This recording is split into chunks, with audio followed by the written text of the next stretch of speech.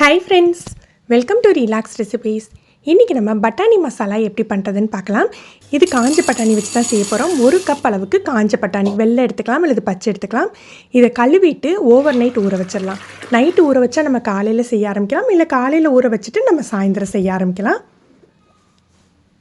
பட்டாணி நல்லா ஊறிட்டு இதில் கொஞ்சமாக உப்பு சேர்த்துக்கலாம். மசாலாவுக்கு தேவையான எல்லா உப்பும் சேர்க்க வேண்டாம். ஒரு அரை டீஸ்பூன் அளவுக்கு உப்பு சேர்த்துட்டு கொஞ்சம் தண்ணி விட்டுட்டு 2 விசில் தான் இன்றைக்கி நான் வேக வச்சுக்க போகிறேன். ஏன்னா ஓவர் நைட் ஃபுல்லாக ஊறி இருக்கு இல்லையா, 2லேருந்து 3 விசிலே இதுக்கு போதுமானதாக இருக்கும். நல்லா வெந்துட்டு கையில் எடுத்து இப்படி மசிக்கையில் நல்லா மசிஞ்சு வரணும். ரொம்ப குழஞ்சி வர வேண்டாம். இந்த பதத்தில் இருந்தால் மசாலா ரொம்ப நல்லாயிருக்கும். தண்ணி நிறைய இருந்ததுன்னா நம்ம வடித்து விட்டுக்கலாம். கொஞ்சமாக தண்ணி இருந்தால் பரவாயில்ல. எண்ணெயில் ஒரு அரை டீஸ்பூன் கடுகு, 1 டீஸ்பூன் உளுத்தப்பருப்பு சேர்த்துக்கலாம். கொஞ்சமாக கருவேப்பிலை சேர்த்துக்கணும்.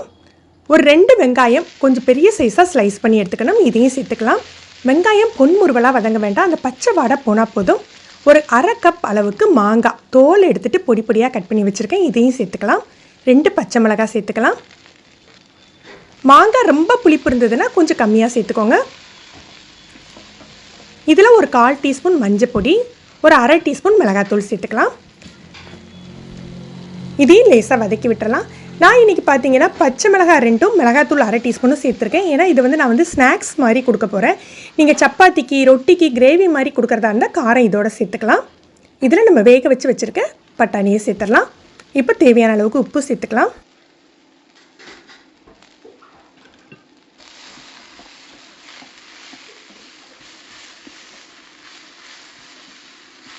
பட்டாணி வேக வைக்கையில் தண்ணி இருந்ததுன்னா அதோட சேர்த்துக்கோங்க, இல்லது 1 கப் அளவுக்கு இப்போ தண்ணி சேர்த்துக்கணும்.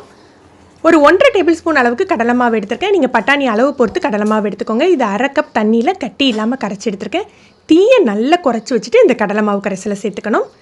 கடலை மாவு சேர்த்த பிறகு 1 கப் அளவுக்கு தண்ணியும் சேர்த்துக்கணும். மொத்தத்தில் ஒரு 2 கப் அல்லது 2.5 கப் அளவுக்கு தண்ணி இருந்தால் தான் உங்களுக்கு இது நல்ல பதமாக வெந்து ஒன்று போல் செட் ஆகும்.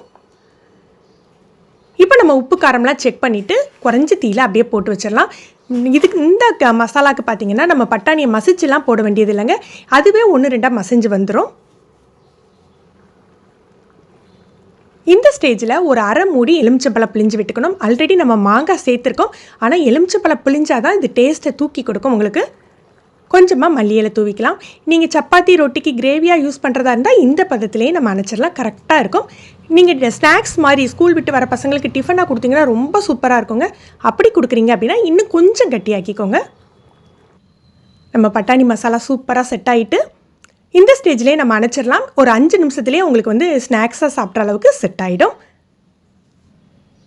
இதுக்கு சாட் மசாலா வேறு மசாலாலாம் தேவையில்லை. ஃப்ரெண்ட்ஸ், நீங்களும் இதை ட்ரை பண்ணி பாருங்கள். எப்படி இருந்ததுன்னு கமெண்ட் பண்ணுங்கள். இந்த வீடியோ உங்களுக்கு பிடிச்சிருந்ததுன்னா லைக் பண்ணி ஷேர் பண்ணுங்கள். தேங்க்யூ.